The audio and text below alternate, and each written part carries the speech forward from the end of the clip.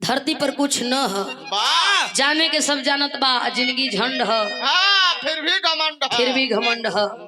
यही देवरिया में बड़ा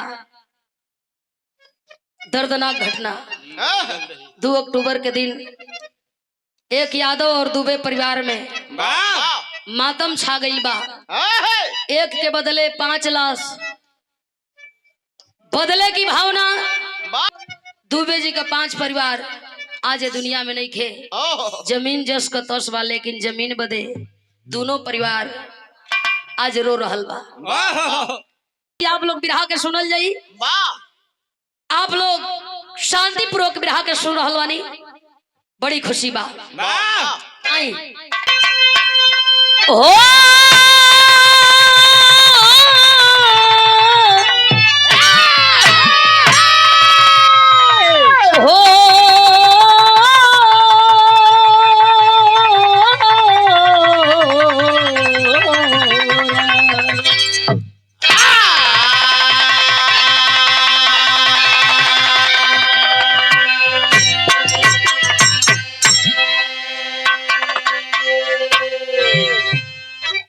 भूमिका से शुरुआत बा बिरहा के।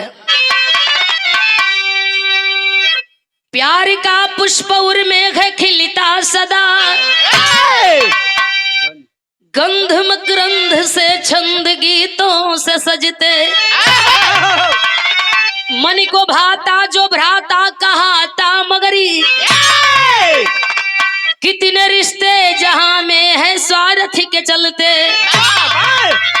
दुनिया अनोखी है स्वार्थ की नगरी, और तिनको का घर गए जो स्वार्थी न ढकते।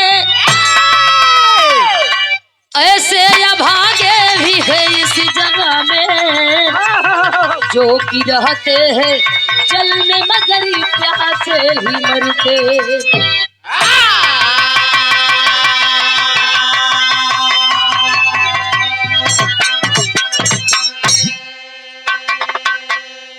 ऐसे अभागे भी हैं इस जहां में, जो रहते हैं जल में मगर प्यासे ही मरते। रात दिन पनिये में बाड़ा, पिए का तरीका पता नहीं खे, तब पियासन मर जाइबा। अगर इंसान चाहे तो पैसा हर जगह है, कमाए का तरीका पता होखे के चाहिए। जैसे ही नया नया खोलले हुआ चनपरास का दुकान तो रहबे कई, ओहू से ना जब फेट इनका भरल है, नया तरीका ढूंढ लेलन। क्या गोड़ कैंची पर न हो जा चबरी ने आना जा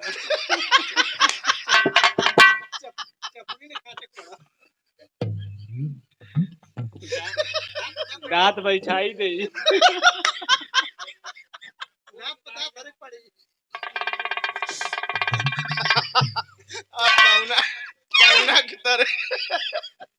ये दुनिया में बहुत कायर लोग हवन।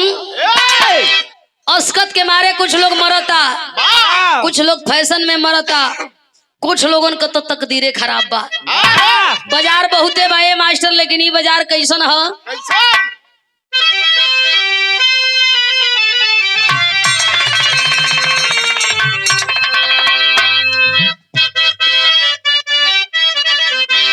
जहाँ आदमी बिकाला, जहाँ आदमी बिकाला, उ बाजारी ना कहाला हो। उ बाजारी ना कहाला हो।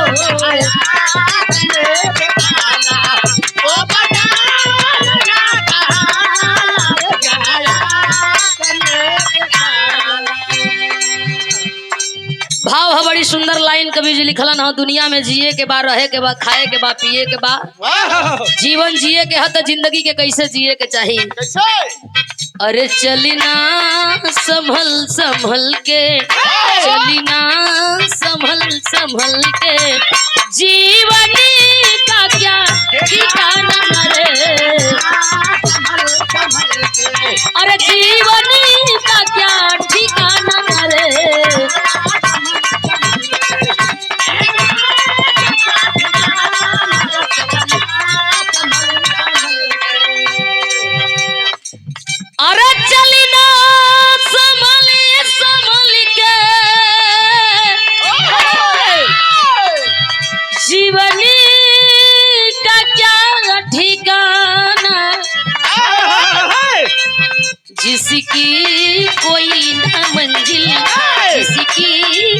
न मंजिल उसी राह पे न जाना,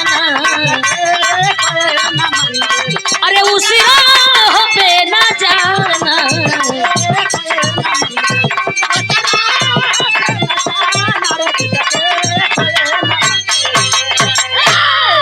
जवना रास्ता के देखले नहीं खाओ पर कतई मत जइह, जहाँ बुलावा नहीं खे वो दुआरे मत जइह।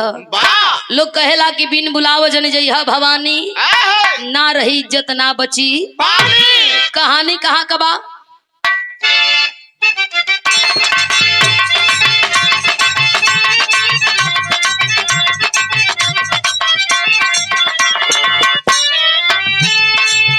गोंडा जिला सुघरी गांव एक मनिहार जहां, गोंडा जिला सुघरी गांव एक मनिहार जहां, नरेश यादव जी का छोटा सा परिवार वहाँ।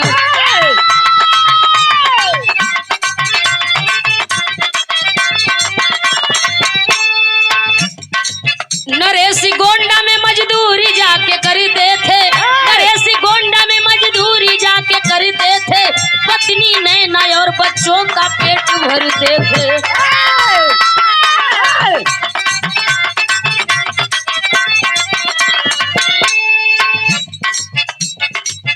बड़ा बेटा सरवन राजू अभी छोटा था, सरवन बेटा बड़ा राजू अभी छोटा था, बड़ी लाचारी में ही गुजर बसर होता था।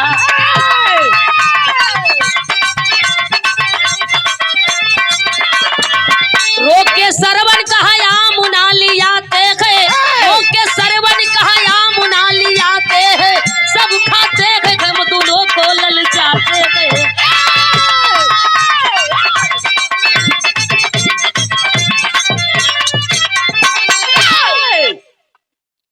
कहानी गोंडा जिला मनिहार गांव का रहे वाला नरेश यादव के परिवार के बाहर। यही दुनिया में तरह तरह के लोग होन। पहले बतौली केहू के लगे खूब रुपया बा, केहू रुपया बिना परेशान बा, केहू रुपया बदे मरा जात बा, मर जात बा, केहू रुपया पावे खातिर मर जात बा, केहू खा के नइखे पचा पावता, केहू खैला बिना मरता। नरेश यादव गरीबी में जीवन यापन कर रहल। दुए बेटा जवने बेटवन का बड़ा गरीबी में जीवन बीत रहल बा। शुद्ध कपड़ा नहीं खे मिलत पहिरे का, खाना बढ़िया नहीं खे मिलत खाए का। नरेश यादव जी का बड़का लड़का जवना का नाम बतावल गई सरवन, छोटका लड़का का नाम बतावल गई राजू।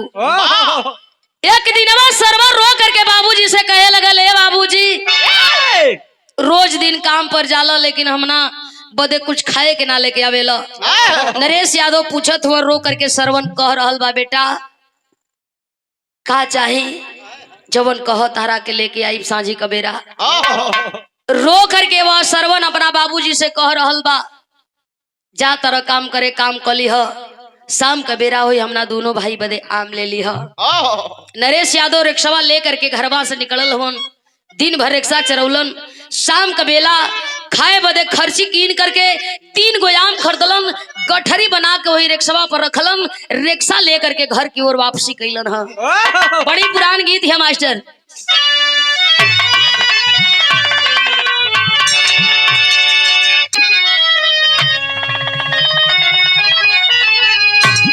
अरे नई झूलनी के छैया, अरे नई झूलनी के छैया, बलम दुपहरिया बिताइला हो।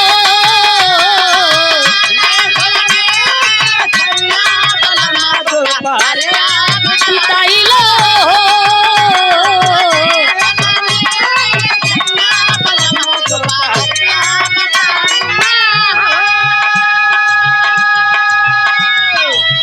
दिन भर कई के मजूरिया नरेश धैले घर के डहरिया हो।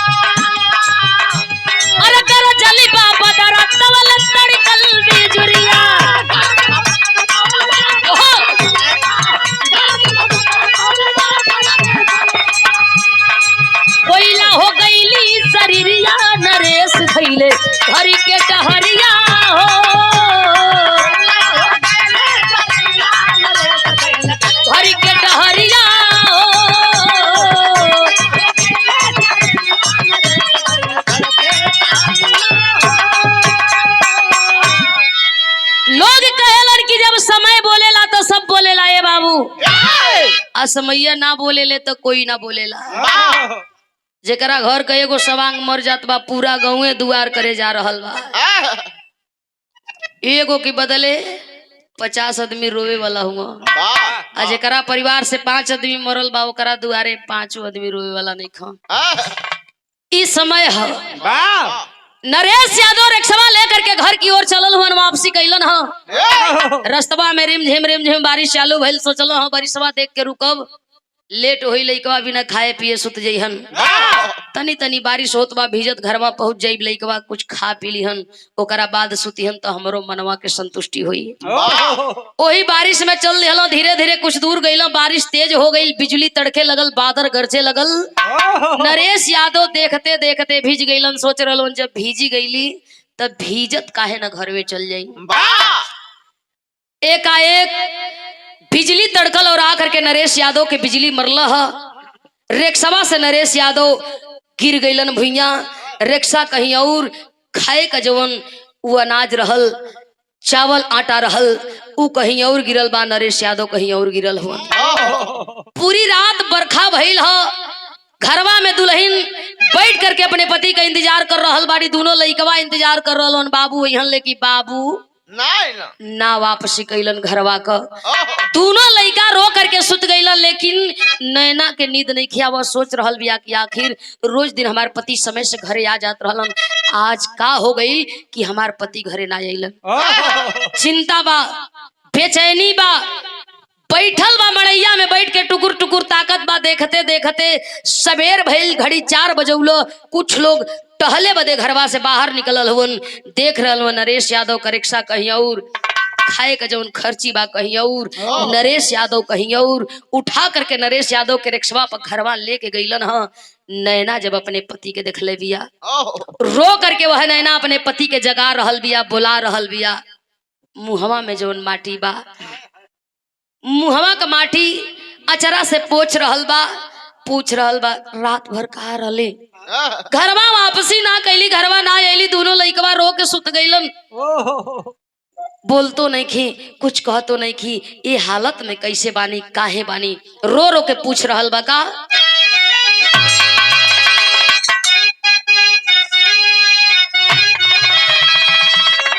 कोनो मेहरारू अपनी मरद के समझावत बिया, सगरी और जइहा, खाली एक दिशा मत जइहा, पूरब।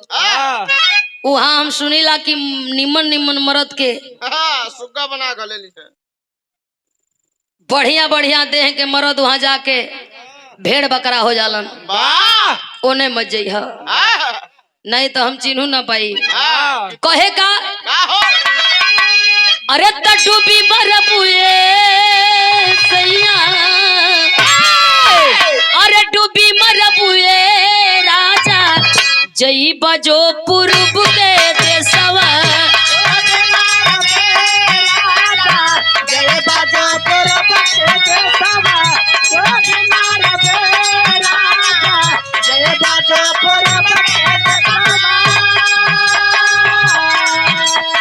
बाकी नैना रो रहल बा, अपने पति के जगा रहल बिया, सवाल करत बिया का भइलिए सैया, भूले ना नजरिया तुहरो,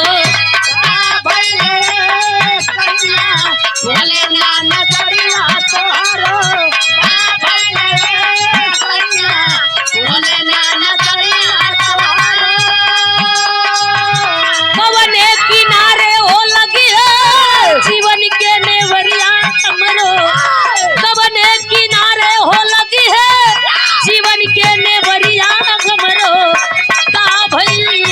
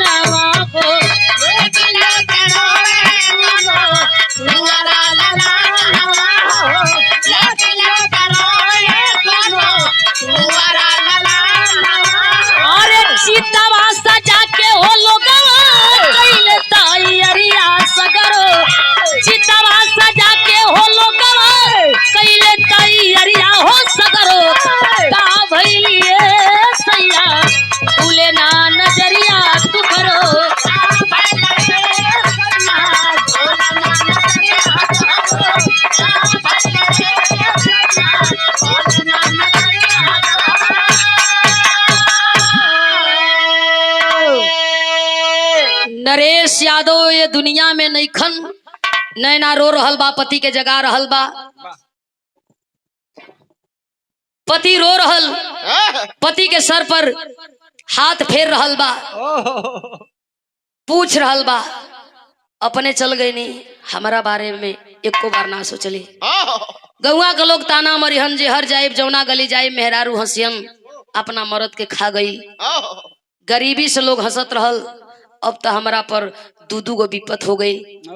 लइकवा सयान होयन, पूछियन बाबूजी कहाँ हुन, हम का बताई, ऐसन काहे कैली, गईबे कैली, हमहू के लेके गई होती, सदमा बर्दाश्त न कैल नैना। वह पति के लाश पर गिर करके रो रहल बिया, रोते रोते वह नैना ये दुनिया के छोड़ के चल बसल बिया। दोनों लइकवा रो रहल हन, माई के जगा रहल हन, कबो पापा के जगा रहल हन, न पापा बोलो तड़न न माई बोलो तड़ी।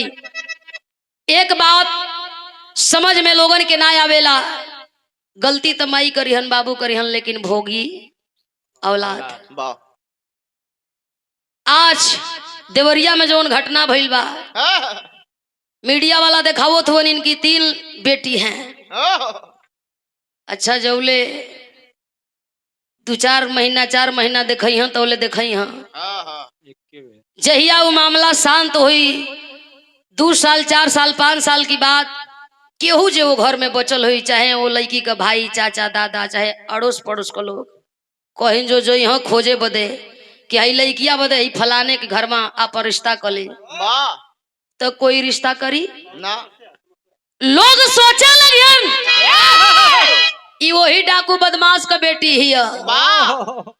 जब अपने गांव में अपना आस पड़ोस का ना भइलन से तो हमार का होई हंस मनई वही के डेरा जी हन, तो आपन भविष्य खराब तो लोग करते बा, आवे वाला कई पीढ़ी लोग खराब कर देता। नरेश यादव तो दुनिया के छोड़ के चल गए, नैना भी पति को सदमा बर्दाश्त ना कैला है, ये दुनिया से चल बसल बिया।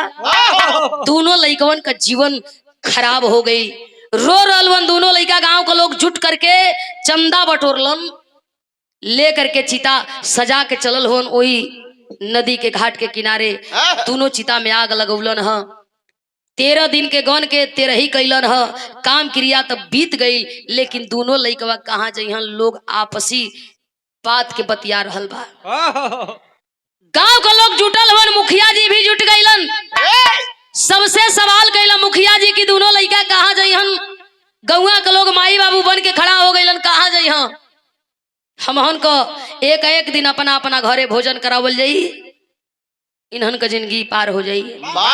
सयान हुई हं, कमाए लाख हो जाइए, कमाए खाए लगी हन, चाहे हमहन के चिन्हिया जनिहा चाहे न जनिहन। मुखिया जी के बात बड़ी अच्छी लगल, एक दिन का भाजा बनाई, पारी पारी सब अपने अपने घरे एक दिन भोजन दोनों लइकवन के करावे लगल। बिरहा में टेरी का भाव हो,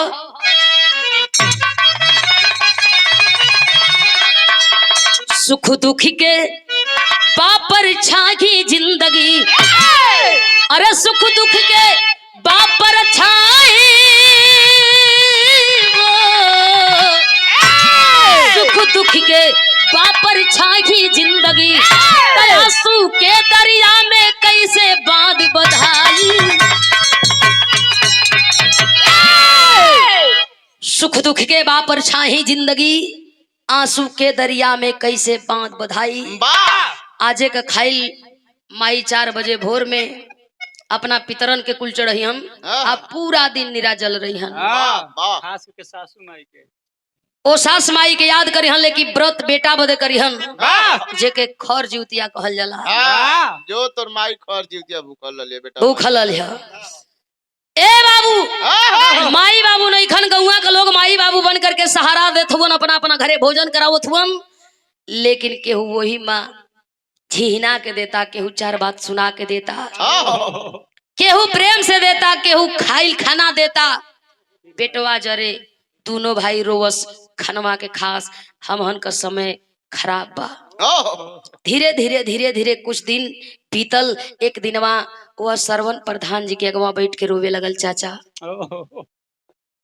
केहू केहू का बतिया बर्दाश्त ना होला, केहू केहू झूठो देला, मजबूरी है खाए के पड़ेला। हम करे लायक हो गई बनी, कोनो काम धरा देता, गर्रे माटी का काम पकड़ा देता, 10 पैसा 4 पैसा स्वयं कमाईती, खर्ची लेके आती, हम स्वयं बनैती, दोनों भाई माई बाबू को मड़ैया में अपन जीवन बिता लेती जा। प्रधान जी के बात बड़ी अच्छी लागल, सोच गए प्रधान जी गौवा से बाहर एगो छोटिए मुखी चौराहा रहल, वही तनिके जगह देख करके एगो चाय पकौड़ी का दुकान खुलवा दिहलन। कमवा कलेबा कलन बिल्कुल। सरवन ओ चाय पकौड़ी की दुकान पर बैठ करके चाय पकौड़ी का काम करे लगल। राजू अब हिन छोट बा, बर्तन धोआता, गिलास धोआता, जे आवता ओके चाय देता। धीरे धीरे जिंदगिया बीत रहल बा। विदेशिया के भाव हो,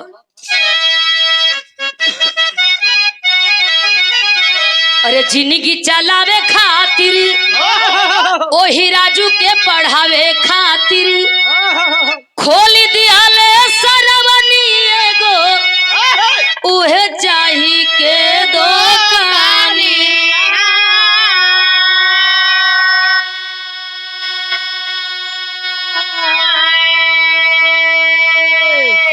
इनकम हो बढ़े लागल, तराजू जम के पढ़े लागल, आ गीता बन के सरवन के कैली धुलाई।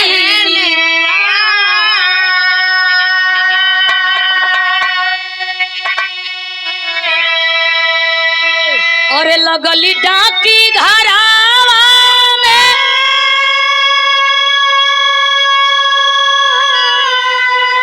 वही राजू के नौकरिया, तब भैया औरी भौजी के दिहल जिंदगानी।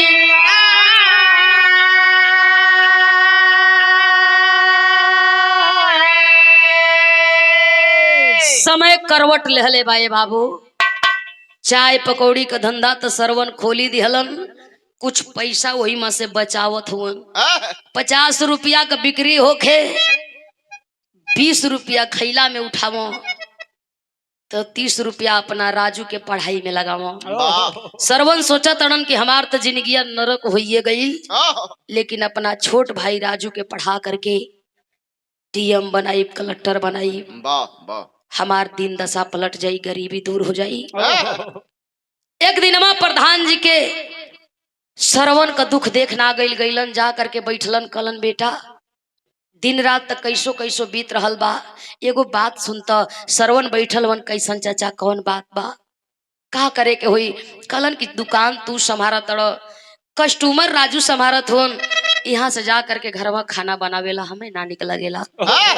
कोनो गरीब परिवार का लड़की देख के तहार शादी करा देती अगर तुहके मंजूर हो।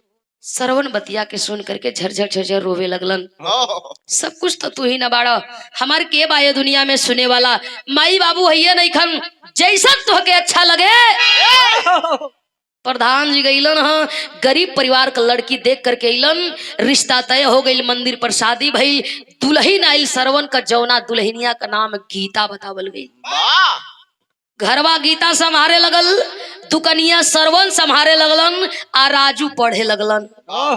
धीरे धीरे धीरे धीरे वह राजू इंटरमीडिएट परीक्षा के पास कैलन। घरवा रिजल्ट लेके अलन, भैया सरवा रिजल्ट देख करके बड़ा खुश होवन, एकदम खुशी में झूम गईलन। फ्री मिठाई चाय पकौड़ी कैले हो दुकान पर जे जात बा, हमार बाबू पास हो गईलन। बाहरे मालिक जे के देलन ओके छप्पड़ फाड़ के, और राजू का नौकरी लगल, डाक विभाग में वह राजू नौकरी करे लगल। आ जब नौकरी लग गई तो सरवन के पुनः दूसरी खुशी मिलल। एक बार फिर खुशी में झूम गईलन, बड़ा खुश हुवन। राजू मेहनत से अपन ड्यूटी करत बा, अपन नौकरी देखत बा, दुकनिया सरवन संभारत हुवन, घरवा गीता संभारे लगल।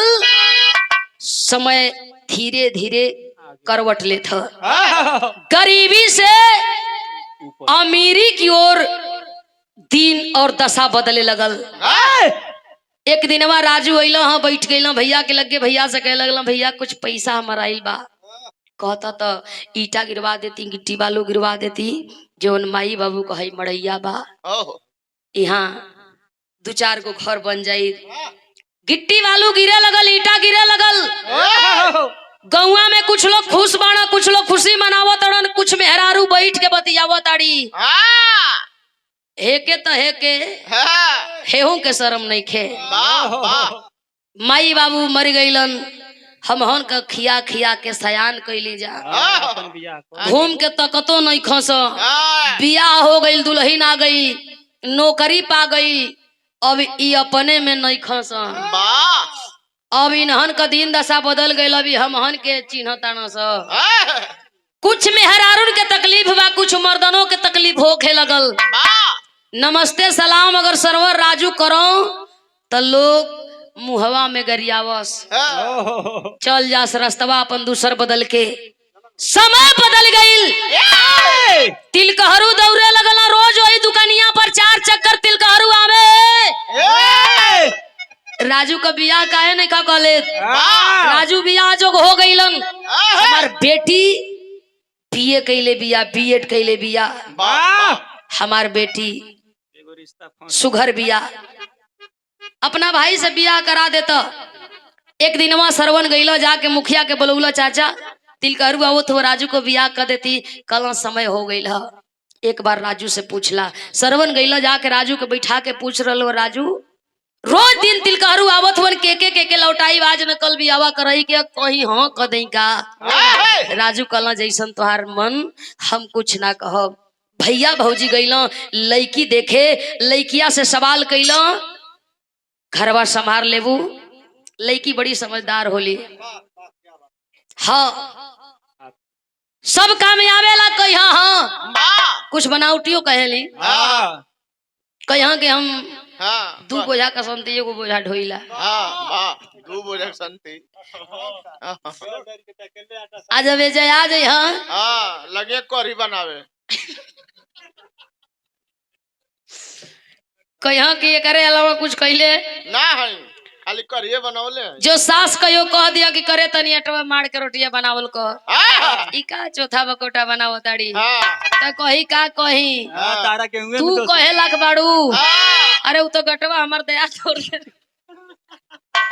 तोड़ दे ना सर, चमका दिया ना सर। उ बहाना मार जाई, चाउर का धान ना बिनाई, बाकी गाल तो उ बजाई, केहू ना पूरा गांव में सब हार जाई। बाकी लड़कियां बड़ी समझदार रहल, कहलो घरवा संभार ले, का करे के होई। सरवन गीता कहलो कि हमने माइये बाबू होई, हमहन के इज्जत के तनी होई। कला जैसे जैसे कहवा लोग वैसे ही करब, बिना पूछे कोनो काम ना करब। बड़ी नीमन लगल गीता सरवन के। लड़की अइलन, कला लड़किया पसंद है, राजू हंसे लगलन। कला जब तू लोगन के पसंद तो हमहू के पसंद, कला एक बार देखे के हुई। गईला राजू देखे बदे, एक ही सवाल लड़की से कैलन, आजीवन माई बाबू की तरह सेवा हमारे भाई भौजाई के क लेबू कि ना। लड़किया कला जैसे रहुआ कहल जाई वैसे हम करब, अपना मर्जी के अलावा कुछ ना करब, आपका खुशी में हमार खुशी होई। राजू भी लड़किया के पसंद कैलन, बस हमारे भैया भौजी का सेवा कर लेबू, आजीवन ये लोगन का पार लगा देबू, इससे ज्यादा हमें कुछ ना तो से चाहिए। बियाहवा हो गई घर में, और राजू का दुल्हन आइल, दुल्हनिया का नाम बतावल गईल पूजा। बड़ी खुश बा। धीरे धीरे 1-2 साल का समैया बीतल ह। एक दिनवा अपने पति से कह रहल बिया, ये जीरुआ बाप बने वाला बानी, हम माई बने वाला बानी। गीता और सरवन के अथाह खुशी, खुशी का ठेकान नहीं खे। गीता दुअरवा पर डीजे बजवा के नाच रहल बिया, दुकनिया से चाय पकौड़ी फ्री लोगन के खिया रहल बिया। अरे हमार पूजा पाँव का भारी बा, हम बड़की माई बने वाला बानी हो। सबे नाचत गावत बा, कुछ लोगन के बात निक लागत बा, कुछ लोगन के नइखे निक लागत। बड़ी पुरान गीत है।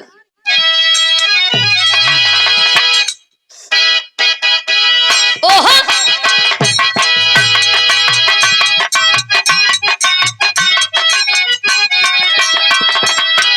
तबर से झूम के सवनवा अंगन में,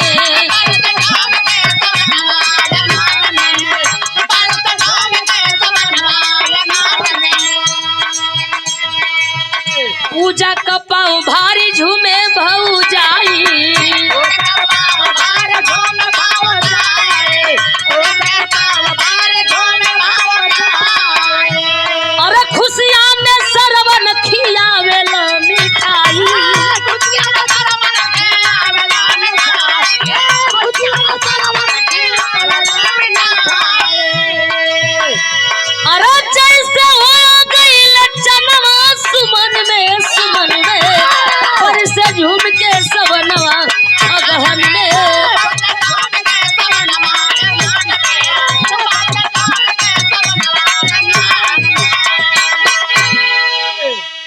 गौआ का मेहरारू दुअरवा पर बटोर के गीता सोहर गवावत बा।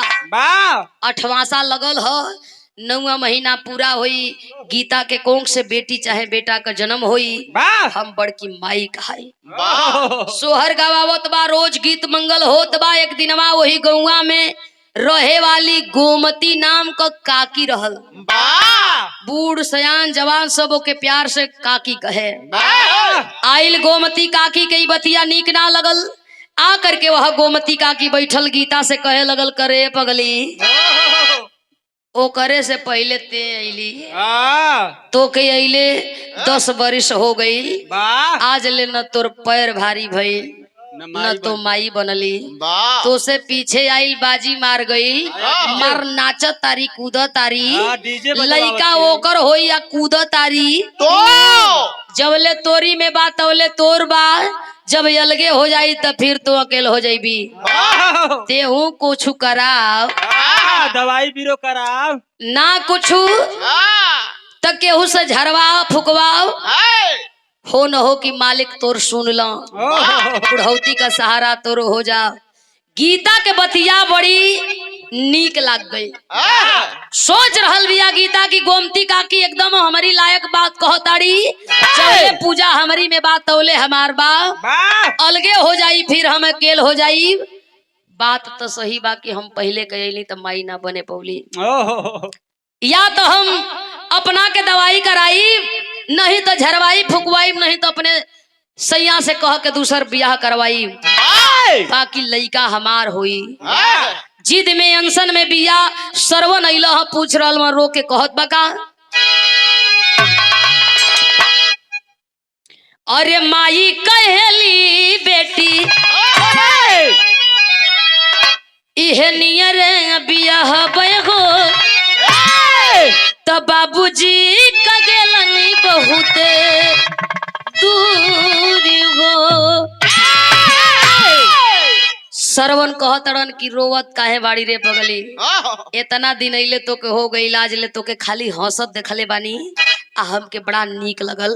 आज पहली बार रोवत आड़ी न तो के कुछ कहले बानी, न मरले बानी, न गरियौले बानी, का भइल बा। गीता कहतिया, अरे असमान करे सैया उहे डूबी धसी जईती हो, आके महुरवा देती जानी हो।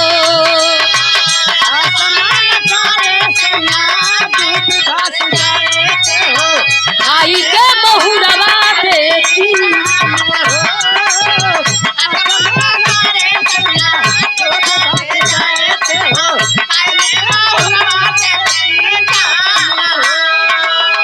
हमरो बकरिया दूसरी कैला बियाहवा तू, हमरो बकरिया दूसरी कैला बियाहवा तू, दे दी है लाल भगवान हो।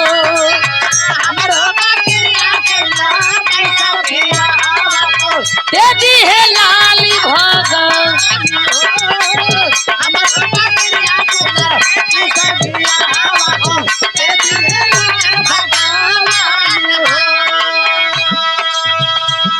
गीता के बात सुन करके सरवन बात के समझत देरी ना लगौलन, बस तोर कोनो कान भर ले दिया। यही से रोवत अड़ू लइका चाही ना, हमार न होई तो दूसर बियाह कर लई, घर में दूसर मेहरारू आई ओकर लइका होई। सरवन कहल सबसे पहले तो तू ही बता कि कुल मंत्र तो के दिहल है। गीता रो रहल बिया, अपने पति सरवन से कह रहल बिया, उहे गोमती काकी आई रहली आ गोमती काकी कुल कह के गईली। सरवन हंसे लगल, रे पगली तू वही का बात सुन के रोवा ताड़ू, जे के गांव का लोग थुकेला, रात हो सवेर हो दिन दोपहरिया हो, जवने रास्ते जाले लोग कहेला कि के अपने घरे मत बैठे दिया। तू वही का बात सुन करके रोवा ताड़ी। एगो ओकर लइका ह, तनी सुन ओकरी चाली पे ओकरे संगे कैसन पेश आवेला। सरवन बतावे कहे, अरे गोमती के लाली जे के उहे लोग धिकारेला, रोज पछाड़ी अपना माई के उ मारेला। हमके राजू कहेला वैसन बेटा ना चाही हमके राजू निहारा जेकर भाई हो राजू निहारा जेकर भाई हो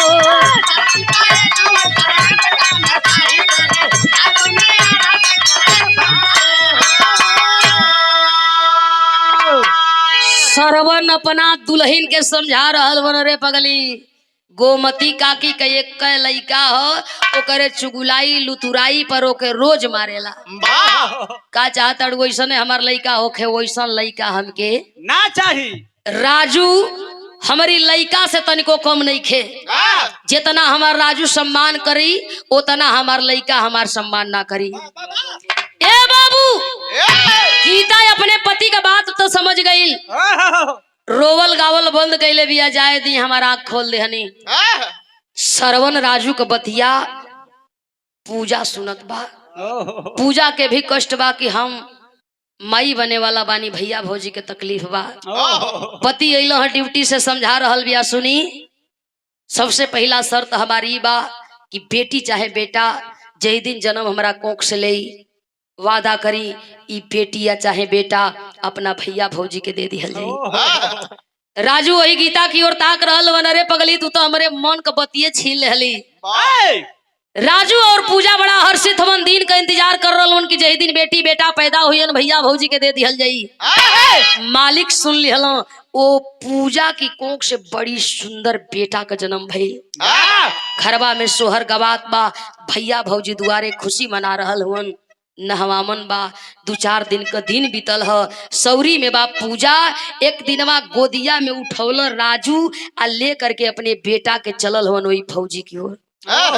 भैया भौजी बैठल हुन ले करके भैया भौजी की ओर लइकवा के चलल हुन। बिरहा के आखिरी गीत ह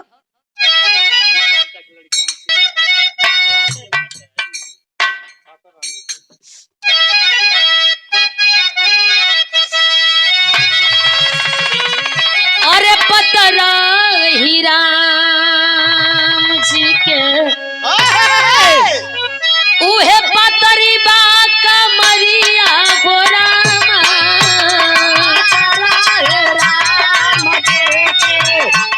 पतरी बा कमरिया हो रामा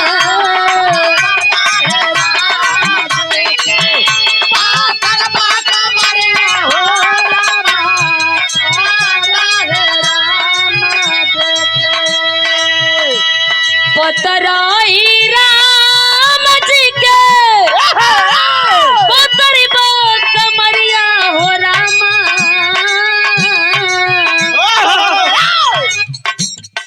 पातरी पातरी हथवा में पातरी पातरी हथवा में सोहेला धनुहिया हो रामा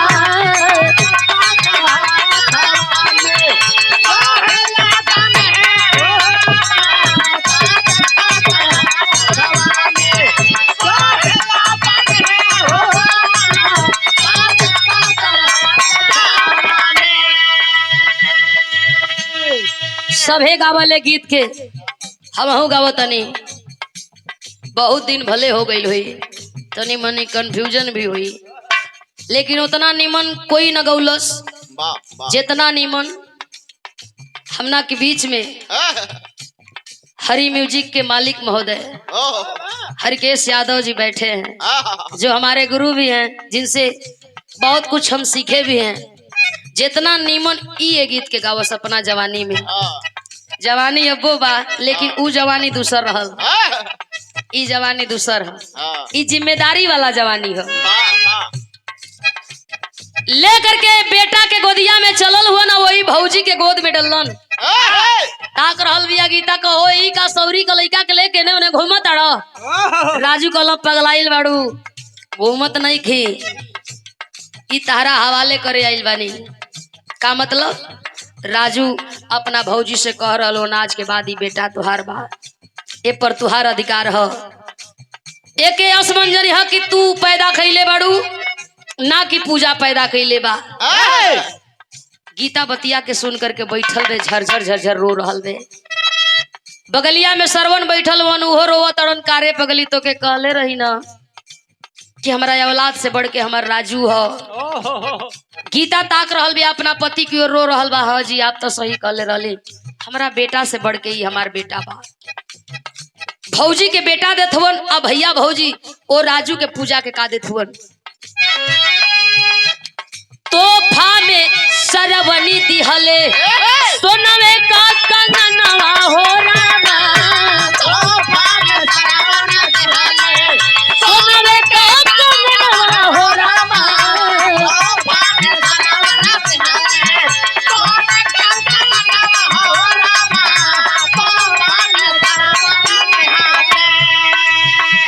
तोहफा में सरवनी दिहले सोनवे का कंगनवा हो रामा।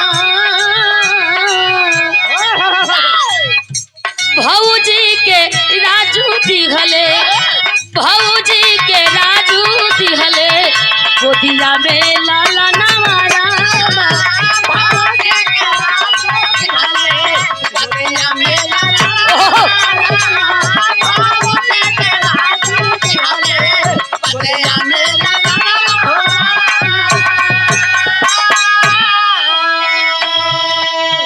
तीन बीत गईले बाबू, शाम का बेरा हो। दूध पिया करके बेटा के चूम चाट करके माई त माइये होली ले जाके वही गीता के गोदी में सुता देला। पूजा ली लेके खिलाई सुताई। गीता मना कर रहल बिया कि अब शीशा बा, बच्चा बा, एक लेके सौरी में रहे के चाहिए। ऊ तो ऊ पगलाइल बड़ो, तेहू पगलाइल बड़े। हंस रहल बिया पूजा, कुछ ना होई, बड़की माई बानी लेके सुती। गोदिया में ले करके गीता ओ लाल के सुतौले बिया। धीरे धीरे आधी रात बीतल ह, घड़ी 4 बजौल ह। जगावत बा बेटा के। पूजा के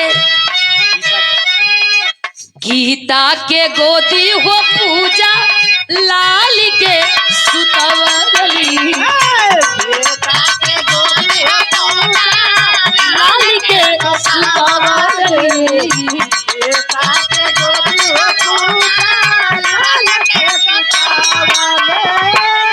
होते सवेरे मुअल बचवा के पवली। मुअल बचवा के पवली।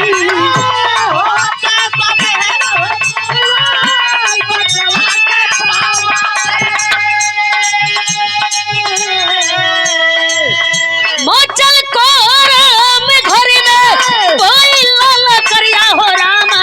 सगरी परिवार रोवे परसल बा नजरिया रामा। सगरी परिवार रोवे।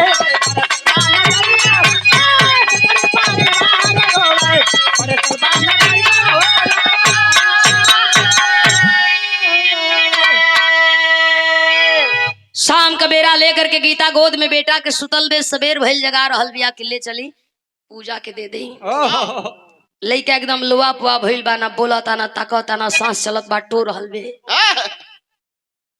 जगौला ह कई बार, जब बेटा का आंख ना खुलल। गीता सबेर का बेला चिघार करके रोवे लगल। सरवन भी गोदी में लेकर के जगा रहल वन, बुला रहल हुन, लेकिन लइका न बोलत बा, न ताकत बा, न रोवत बा। सरवन भी रोवत अड़न। राजू पूजा भागल अइला, भैया भौजी कैसन रोवत अड़न। गोदिया से लइकवा के लेके पूजा भी बुलावे लगल, जगावे लगल। लइका न ताकत न आँख खोलता। माई प्रयास कर रहल बा, काजनी बेटा वो खाइल होखस। जगावल चाहत बा, छाती से लगावत बा, दूध पियावल चाहत बा, लेकिन बेटा टस से मस नहीं खे होत। सवेर का बेला रुआई सुन करके गांव का लोग जुट गईलन। केहू कुछ बतियावत बा, केहू कुछ बतियावत बा।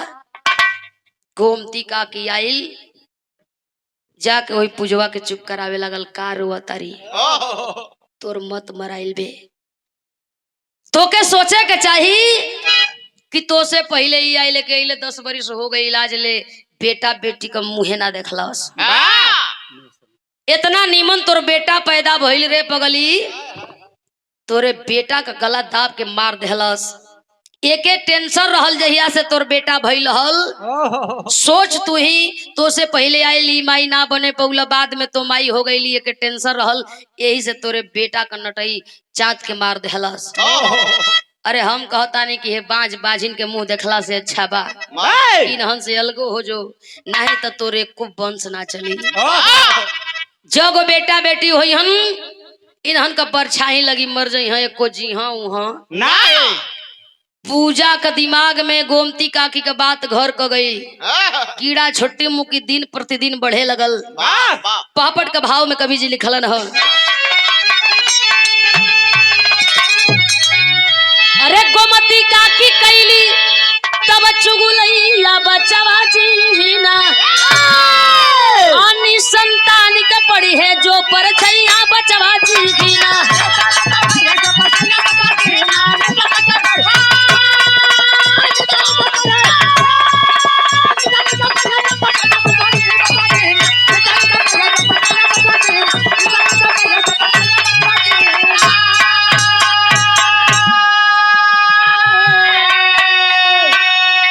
मेहरी के जिद के आगे राजू हारी गई ले हो, बेटवा के लेकर के लोग चलल बा। आज घड़ी बच्चन का मौत कम होत बा। एगो उ समय रहे एक एक औरत के 4-4 गो 5-5 गो औलाद मरस, लोग ले जाके सिवान रहे पड़ती रहे वही गाड़स। अब कोई गड़तो नहीं खे। अब जैसे सयान के दाह होत बा वैसे बच्चन के भी होत बा। बेटवा का दाग के लोग अइलन ह, कुछ दिन बीतल, न खाना बनावत बा, न खात बा, न बोलत बा। अनशन पर बिया ले चलो हमें नैहर छोड़ दो, नहीं तो अपने भैया भौजी से अलगे लेके रह। राजू कहला जान जाई शान न जाई तो के रहे के रहो, भैया भौजी के छोड़ के हम ना रह पाई। बोली चाली बंद बा। धीरे धीरे धीरे धीरे 15-20 दिन का दिन हो गई। राजू एक दिन भैया से कह रहलन, भैया न पूजा बोलत बा न खात बा।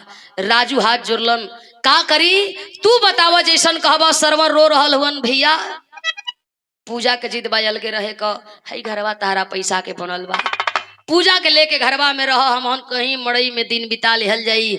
बाहरे भाई भाई का बंटवारा, कलेजा फट रहल बा। सरवन भाई के मना कर रहल वन दुआरे, एको पंचायत यहाँ न आवे के चाहिए, न 2 गो दुआर होखे के चाही।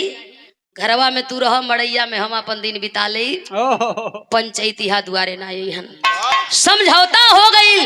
राजू लेकर के अपने मेहरारू के ओ हवेली में रह रहल हुन और सरवन मेहरारू के लेके मड़ई में दिन बिता रहल हुन। अलगा अलगी खाना बनत बा, सब खात बा।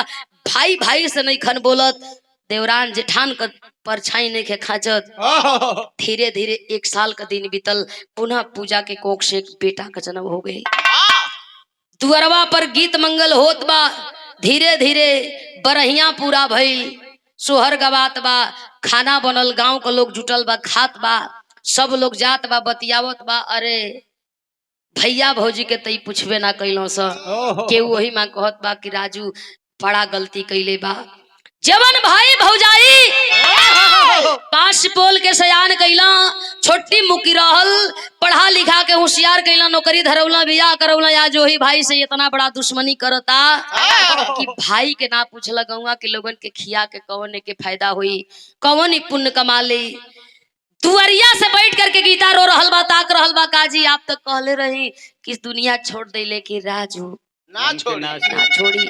तुअरवा गांव के लोग खातड़न, लेकिन आपका भाई आपके नहीं पूछलन। अखिया के यहाँ सरवन पूछत होन, गीता के समझावत हो, रे पगली जाए दे बहन, बच्चा हो, ओके समझे में टाइम लगी। जे दिन समझी वही दिन हमन के खोजी पूछी। भैया भौजी रो के रात बिता लेहलन, खाए वाला खा के रात बितौलन। सबेर का बेला ड्यूटी पर गई हो राजू, लौटानी कैल ह, समैया तनी बाउर भइल ह। जब समय बाउर भइल ह त आल्हा कवि जी लिखलन,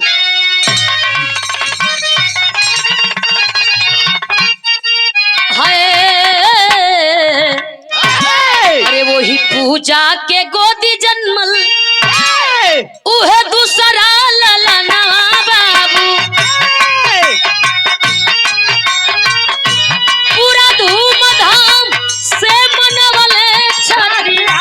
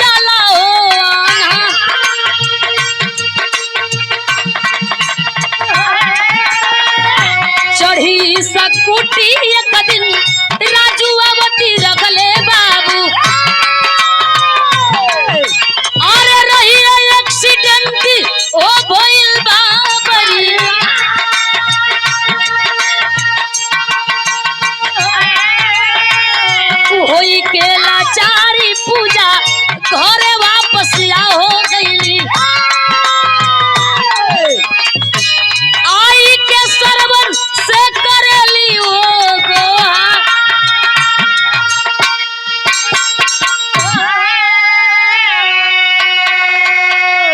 हम कहिला कि चलन 40 और 10 कर्म कहीं जाला ना, कर्म अपनी कर्ता के खोज लेला। दुइयो दिन तना बीतल, स्कूटी चढ़ के गईला, ड्यूटी से वापसी कैला घर का।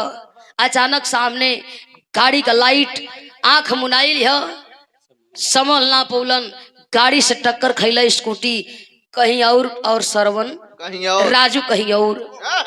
सदर हॉस्पिटल में भर्ती करावल गई। खबर मिल करके भागल गई वे पूजा जा करके देख रहा बिया बेड पर अपन ओ पति के बेहोश हाल में। पति बेड पर हुआ रोवत बा। डॉक्टर की आगे जितनी रुपया लगी रुपया दे हमरे पति के ठीक करी। डॉक्टर कलन की खून के जरूरत बा, कोई खून दे। भाग करके पूजा आयल गौआ में जे पुड़िया तरकरिया खैले रहल। छनना ले जाली सो छनना रो रो के कहत बे जे हमारा पति का एक्सीडेंट भइल बा, खून चाहिए, केहू तैयार नहीं खे। बहाना क के लोग अपन एहर का ओहर होत बा, लेकिन केहू जाए के तैयार नहीं खे कि चल हम पूरी तरकारी खैले बानी, खुनवा दे दे। रो रहल बिया, घरवा करवाई, मड़ई तक जा रहल बा। गीता बेचैन बा कि का बात बा कि पूजा रोवत बा, केहू पूछे वाला नहीं खे। रह ना गई, सोच रहल बिया कि चली हम ही थेथर बन के पूछ ली। गईल बिया, जाके गेट के बाहर से खड़ी होकर के गीता पूछ रहल बा। अंदरवा से पूजा आइल बे निकल करके पैरवा पकड़ के रोवे लगल। दुख में अगर दुश्मनो आ जाला तो अपना से बहुत खास लगेला। भर अखबारी धो के रोवे लगल। बाबू के पापा के एक्सीडेंट हो गई, हॉस्पिटल में भर्ती हुआ, खून केहू देवे के तैयार नहीं खे।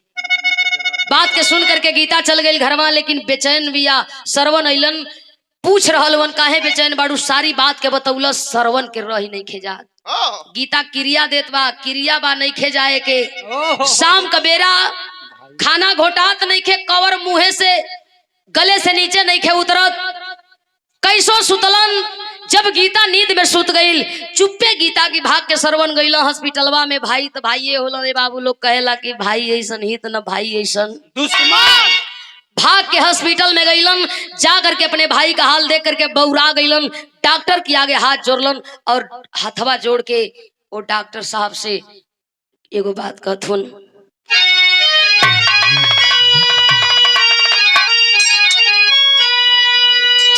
अरे कहल सरवन खुनवा, कहल सरवन खुनवा मोर निकालवैया, त हमारी राजू का परनवा बचालवैया।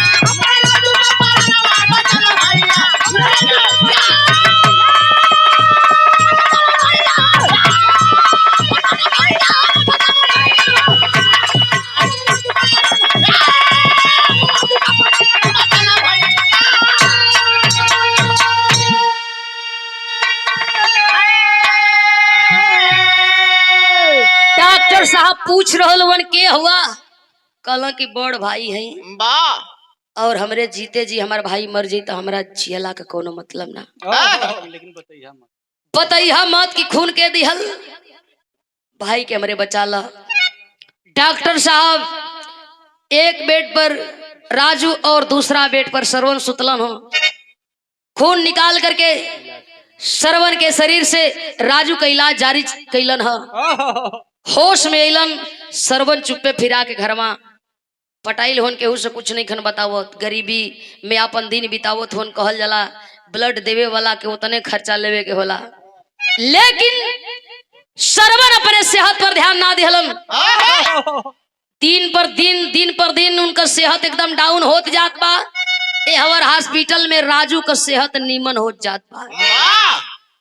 एक दिनवा शंका समाइल है, डॉक्टर साहब से पूछत रहन, लेकिन डॉक्टर साहब बतावत नहीं खक्का है कि सरवन डॉक्टर साहब के कसम देले बड़न। भाई हमार राजू पूछी मत बताइह। एक दिनवा डॉक्टरों साहब मजबूर हो गईला बतावे खाती काहे। धीरे धीरे 4 महीना 5 महीना के दिन बीतल। कभी रोटी भुजिया खाए के बाद, कभी दाल चावल खाए के बाद, कभी भाई के टेंशन में उपवास करे के बाद सरवन के एकदम सेहत डाउन हो गई। सरवन खटिया धल हलन ना कि ये दुनिया के छोड़ के चल बसल हो। खबर पा करके राजू बौरा गईलन। बेड पर जरूर होवन, लेकिन शंका दिमाग में राजू के चल रहल बा। डॉक्टर साहब के बोलौलन सही सही बतावा हमके खुनवा के दिहल। मजबूर होवन डॉक्टर साहब बतावत होन का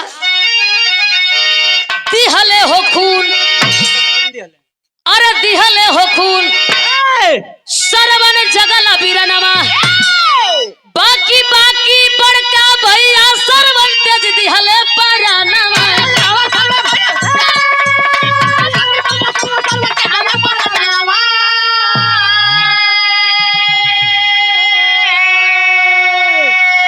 रोजे राजू छोड़ के कहवा गईला भैया, राजू का परानवा बचाओ भैया।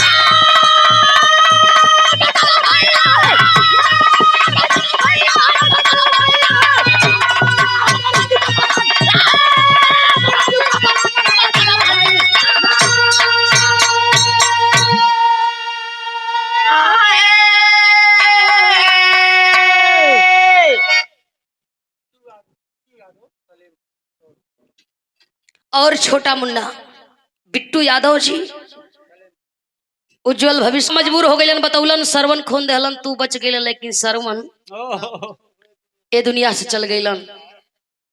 राजू के मन में बैराग जगल। राजू सोच रहलन कि हाय रे अधर्मी भाई हम बनी, पापी भाई तो हम बनी।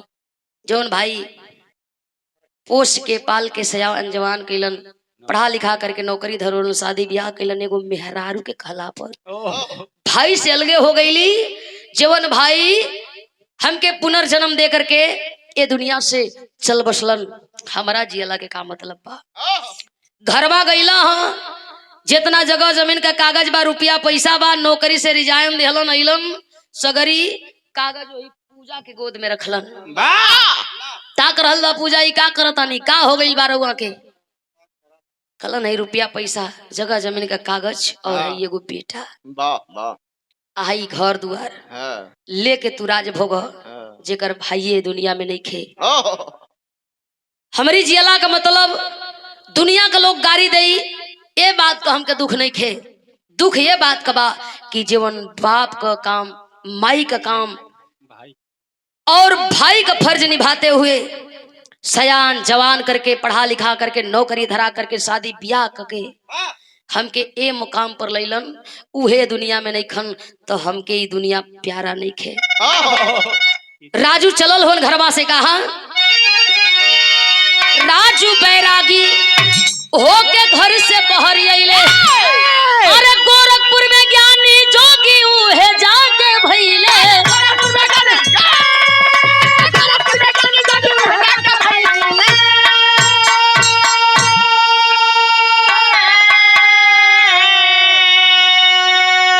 गोरखपुर गोरखनाथ मंदिर में जाकर के वह राजू जोग रमाने लगा। धीरे धीरे धीरे धीरे वह राजू ज्ञानी बाबा के नाम से प्रसिद्ध हुआ। गोरखनाथ के मंदिर में ज्ञानी बाबा के नाम से वो राजू के लोग जाने लगलन। राजू केवल मात्र एगो इंसान ना, बल्कि हमारी बदे आप बदे एगो चेतावनी बे। स्वार्थ में इतना अपना रिश्ता के मत खराब करो कि फिर सामने पड़ तो सफाइयों देवे खातिर कुछ न रह जाए। ना ना ना। राजू बैरागी होके घर से बाहर अइले। अरे गोरखपुर में ज्ञानी जोगी उहे जाके भइले।